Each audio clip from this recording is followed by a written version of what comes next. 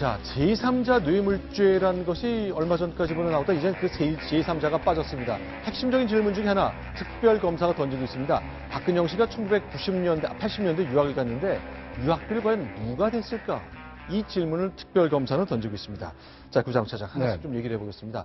박근영 씨가 해외 유학을 80년대 간 건 맞는 거죠? 그렇습니다. 이 80년대 이 청와대에 있다 나와서 이 성북동 시절에 이제 잠시 박근혜 대통령과 함께 살다가 잠시 유학을 떠난 일이 있었는데요. 그때 유학비를 이 박근영 전 이사장의 미국 유학 생활비를 이 최순실 씨 일가가 보냈다. 이런 증언을 특검팀이 확보했다라는 서울신문 보도가 있었습니다. 이게 왜 의미가 있는 겁니까? 학비를 보내주는 것, 이게 왜 지금 이 상황에서 의미가 있는 거죠? 그러니까 이제 지금 그 박근혜 대통령과 최순실 씨가 별도의 그 인격체로서 이 경제 활동을 한 것이 아니라 혹시 같은 경제 공동체로서 한 집안처럼 이 뭐 돈을 주고 받거니 한 거 아니냐 이제 이런 의심을 사고 있는데 그런 정황이 될 수 있기 때문에 사실 좀 주목을 받고 있습니다. 그러니까 네 돈이 내 돈이고 내 돈이 네 돈이다. 그러니까 어차피 주머니가 같기 때문에 최순실 씨에게 돈이 간 것은 대통령이 받은 것과 마찬가지다. 그러니 뇌물로 직접 가겠다. 네, 지금 통상의 뇌물죄로 의율하겠다는 거죠.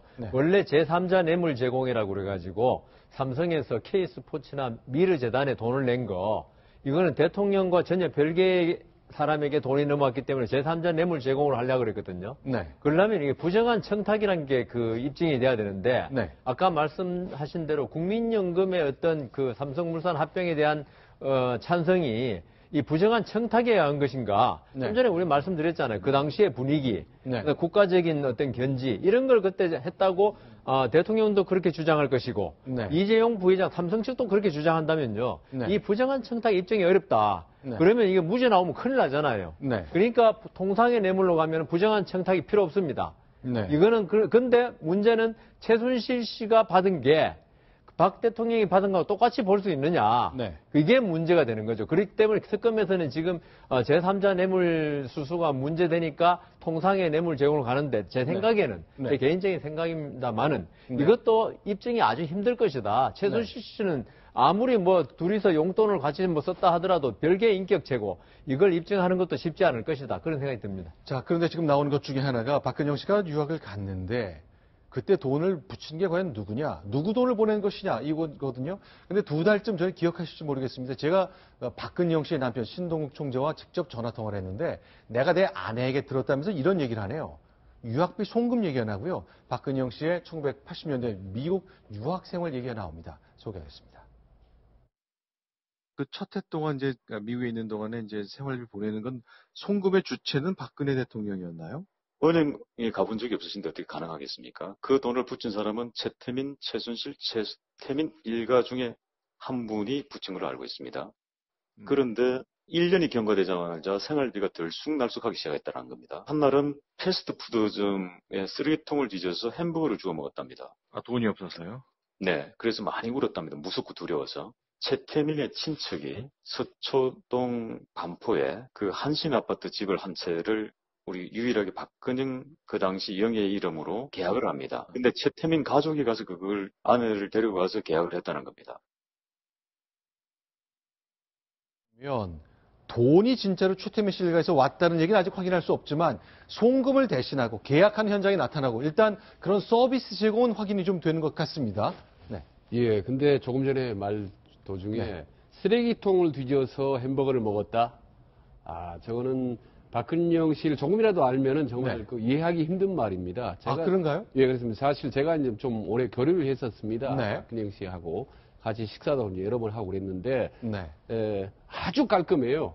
그리고 이제 아시다시피 서울대학교 음대를 나왔습니다. 그래서 원래 새마을 노래 실제 작곡가는 박정희 대통령이 아니라 딸 박근영 씨다라는 얘기가 나올 정도로 그래서 음대 예술에서 그런지 몰라도 상당히 깔끔합니다. 실오라기 하나 흐트러짐이 없고 옷, 매무새, 안경, 옷 말이야 이게 완벽하고 거기다가 말이야 식사를 할 때도 항상 무릎에 이렇게 행커치, 손수건, 냅킨을 얹혀놓고 먹고 그리고 가끔 수시로 화장실을 드나들 정도입니다. 손을 씻으러.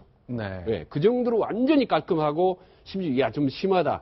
결벽적인 게 아닌가 할 정도로 깔끔한 박근영 씨가 아무리 배가 고프다 하더라도 쓰레기통을 좀 던져서 햄버거를 입에 넣어서 우걱우걱 먹었다. 이거는 야, 납득이. 근데 남편이잖아요, 예.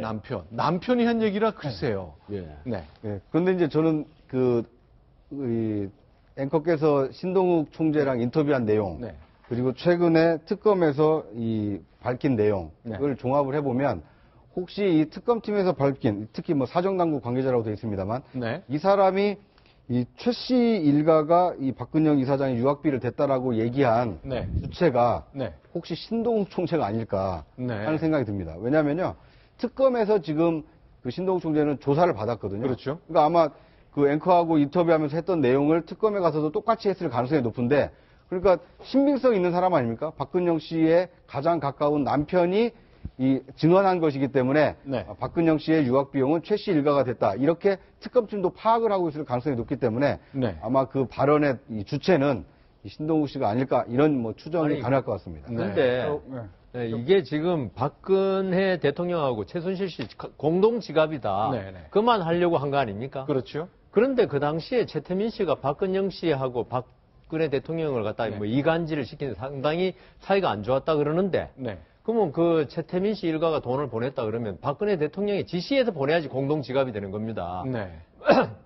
박근혜 대통령과 전혀 무관하게 최태민 씨 일행이 돈을 보냈다면은 네. 이건 경제 공동체라 볼 수 없는 거죠. 네. 자기들이 어떤 박근영 씨와 어떤 개인적인 관계에서 보낸 거지. 네. 그런데 그렇게 사이가 나쁜데 네. 박근혜 씨가 그 최태민 일가한테 박근영이를 위해서 돈 보내라? 이건 좀 납득이 안 가는 거 아닙니까? 네. 저는 이제 오래전에 박근영 씨하고 신동욱 씨를 장시간 밤에도 만나고 낮에도 만나고 속얘기까지 했는데 네. 차마 다 말씀드릴 수는 없고요.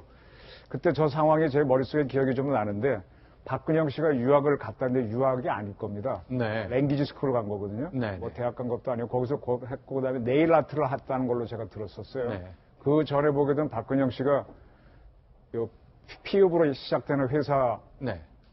아들하고 결혼했다 파혼을 했었죠. 그렇죠. 그래서 이제 그런 후유증도 있었고, 그 다음에 두 번째로 그 박 대통령이 돌아가시고 난 다음에 그 시점에 저 자매 간에 파탄이 납니다. 네. 그 전까지는 박근영 씨가 뭐라든가 하면 언니가 무슨 한복을 입고 싶다 그러면 한복 어떤 색깔이 좋은지를 봐야 되는데 밖에 나가기 싫어하니까 박근영 씨가 얼굴을 가리고 동대문 시장 와서 이렇게 한복 쪽지를 띄어갖고 와서 주면은 요거 해줘 그러면 이렇게 쭉 골라주는 어떤 그런 역할을 했는데 하다 보니까 자기는 그림자만 있고 언니만 빛이 나더라 싸우게 됩니다. 네. 그래서 그런 게 원인이 돼서 이제 미국에 갔다고 얘기를 했었거든요. 네. 그리고 저 시점 80년 1, 2년 경에는 신동욱 씨는 네. 결혼도 물론 하기 전이고 아주 뭐 10대 소년일 때고 뭐 전혀 상관이 없는 상황인데 네. 제가 알기로는 이때 박근영 씨도 자기 돈이 아버지한테 받았던 게 좀 있었던 걸로 알고 있어요. 그래서 그걸 갖고 가서 떨어져 갖고 들어와갖고 상당히 자기가 애를 먹었다는 얘기를 한 기억이 나는데 네. 이거는 지금 의도적으로 지금 박근혜 대통령을 몰아세기 위해서 누군가가 증언을 한 것 같고 이걸 가지고 좀 특검이 플레이를 하는 걸로 저는 보여요. 네. 그래서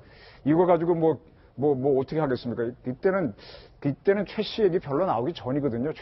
최태민 씨 나오는 건 그다음에 그 박근혜라는 분이 이제 유경재단을 할 때 네. 그때부터 본격적으로 붙기 때문에 저는 조금 다르게 보고 싶습니다. 저는 그 도와준 시점이 상당히 중요하다고 보는데 네. 만약에 80년대 초반이라면 네.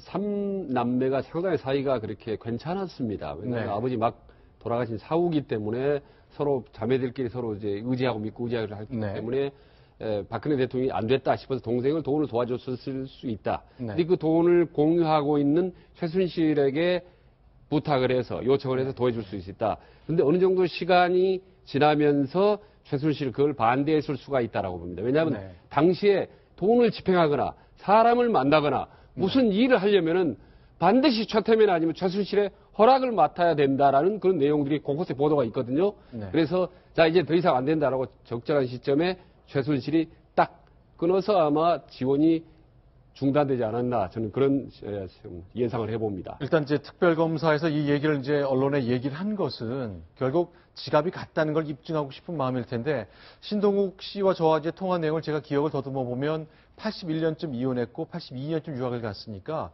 82, 3, 4년, 86년쯤 귀국했다고 얘기했었거든요.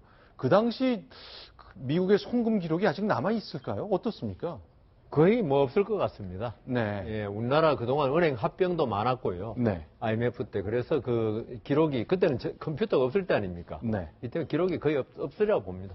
자, 과연 찾을 수 있을지, 과연 대통령과 최순실 씨가 같은 지갑이나 마찬가지여서 미르 재단으로 간 돈, 거기서 얻은 것, 그리고 삼성이 최순실 씨를 도와준 것이 대통령이 직접 받은 뇌물과 똑같다는 것을 과연 특검은 입증할 수 있을지.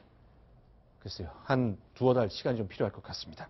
자, 이번엔 다음 소식도 넘어가겠습니다. 순위봅니다.